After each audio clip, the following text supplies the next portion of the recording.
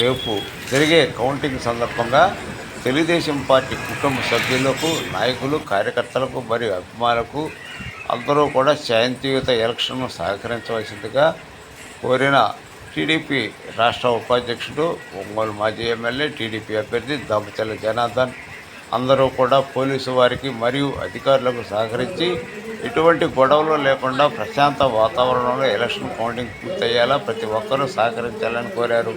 ఈరోజు సాయంత్రం ఒంగోలు పాత బైపాస్ రోడ్లోని ఆస్థాన కళ్యాణ మండపం నందు ఒంగోలు నియోజకవర్గానికి చెందిన కౌంటింగ్ ఏజెంట్లకు ఏర్పాటు చేసిన శిక్షణ విధి విధానాలపై వివరాలు తెలియజేసిన దామచర్ల జనార్దన్.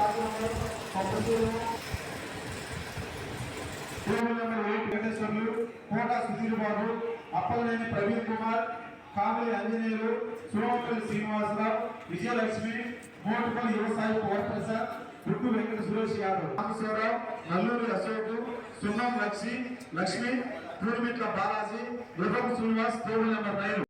ఒంగోలు కర్నూలు రోడ్ సింధూరా హోటల్ సంతనూతలపాడు నియోజకవర్గ కౌంటింగ్ ఏజెంట్లు మరియు పార్లమెంట్ కౌంటింగ్ ఏజెంట్లకు ఏర్పాటు చేసిన సమావేశంలో పాల్గొని ఏజెంట్లకు కౌంటింగ్ సంబంధించిన పలు అంశాల మీద దిశానిర్దేశం సూచించిన సంతనూతలపాడు నియోజకవర్గ టీడీపీ ఉమ్మడి ఎమ్మెల్యే అభ్యర్థి శ్రీ పిఎన్ విజయ్ కుమార్ మరియు మాజీ ఎమ్మెల్యే శ్రీమతి యామిని బాల, టీడీపీ యువ నాయకులు శ్రీ బొమ్మాజీ అనిల్ మరియు నియోజకవర్గ నాయకులు, మండల పార్టీ అధ్యక్షులు, కౌంటింగ్ ఏజెంట్లు, గ్రామ సర్పంచులు తదితరులు పాల్గొన్నారు.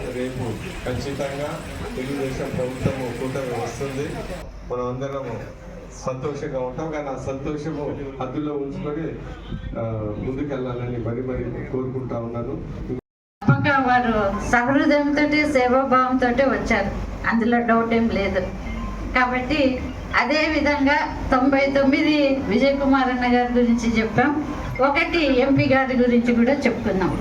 దయచేసి ఎంపీ గారికి కూడా అన్న మొదటి నుంచి కూడా సహాయ సహకారాలు మెండుగా వారికి సహకరించారు.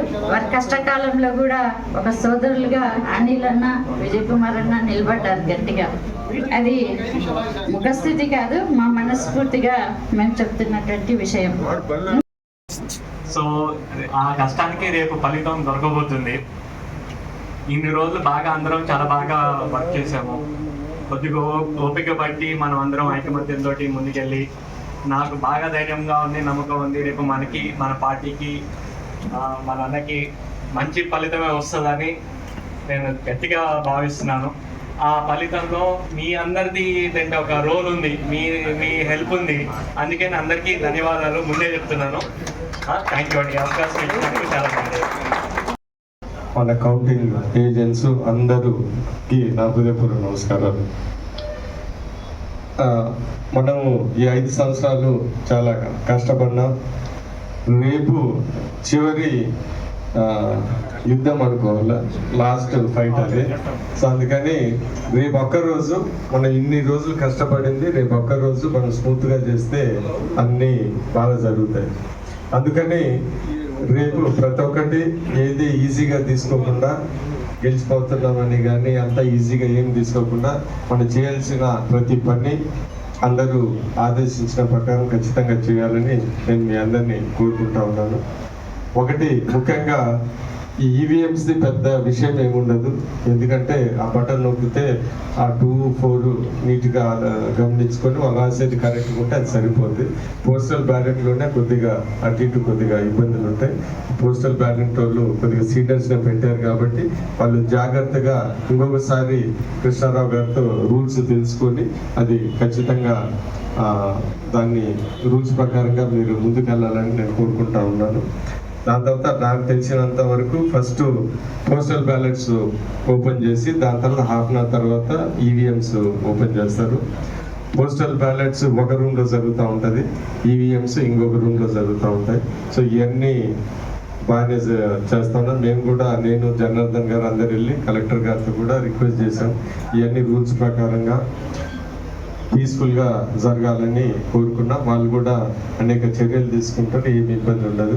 సో ఇవన్నీ మీరు గుర్తుపెట్టుకొని రేపు ట్యానికి వెళ్ళాలి. ఎందుకంటే అక్కడ 7 కల్లా ఎంటర్ కావాలి కాబట్టి 6:30 కల్లా ఎంటర్ కావాలంటే వాళ్ళు పెట్టేది గవర్నమెంట్ వాళ్ళు బ్రేక్ఫాస్ట్ కాబట్టి టైం పడుతుంది.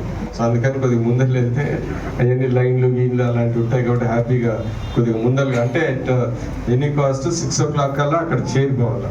అందుకంటే 5:30 అంటే 5:30 గ్యారంటీగా మీరు కదలాలి ఇక్కడి నుంచి.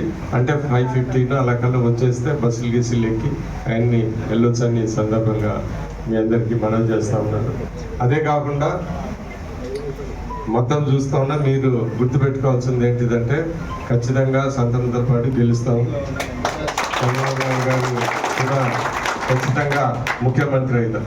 మనం ఏంటిదంటే మనది అయిపోయిన తర్వాత నెమ్మదిగా వాతావరణం అన్ని చూసుకొని మన డిక్లరేషన్ ఫామ్లు తీసుకొని ఇవన్నీ వెళ్ళాలా. ఎందుకంటే గెలిచే వాళ్ళం మనము, వాళ్ళు ఇబ్బందికరంగా ఉన్నారు కాబట్టి అక్కడక్కడ చిన్న చిన్న గొడవలు ఆవేశంలో ఏదైనా చేయొచ్చు. కానీ అందుకని మనము కరెక్ట్గా అవన్నీ దాంట్లో వాళ్ళు చేసే పనులు మనం పట్టించుకోకుండా మన పని మనం స్మూత్గా ఇబ్బంది పడకుండా ముందుకు వెళ్ళాలని సందర్భంగా మీ అందరినీ కోరుతా ఉన్నాను. ఇంకొక విషయం ఏంటిదంటే అయిపోయిన తర్వాత ఖచ్చితంగా అడ్మినిస్ట్రేషన్ ఏమో ఏంటిది ర్యాలీస్ గీలీస్ అలాంటివి లేవని చెప్పారు. సో అవి కూడా మీరు పాటించండి. ఎందుకంటే అంటే ఊర్లలో వివాదం లేని చోట్ల ఇబ్బంది ఏమి ఉండదు. ఒంగోలు లాంటి ప్లేస్లలో ఏమన్నా కొద్దిగా కఠినంగా ఉంటుంది కాబట్టి మీ అందరూ అది గమనించుకోండి. దాని తర్వాత నేను ఒకటి మళ్ళీ చెప్పేది ఏంటిదంటే ఈ 5 సంవత్సరాలు లాస్ట్ ఫైనల్ మూమెంట్స్ అయ్యి రేపు అవన్నీ ఖచ్చితంగా రూల్ ప్రకారంగా పద్ధతిగా మనం ఏమి ఈజీగా తీసుకోకుండా కరెక్ట్గా ఇన్ని రోజులు కష్టపడ్డాం కాబట్టి రేపు 5:30కి కరెక్ట్గా రావడం పెద్ద ఇబ్బందికరమే. ఎందుకంటే దాని తర్వాత 5 ఏళ్ళు హ్యాపీగా రిలాక్స్గా ఉండొచ్చు.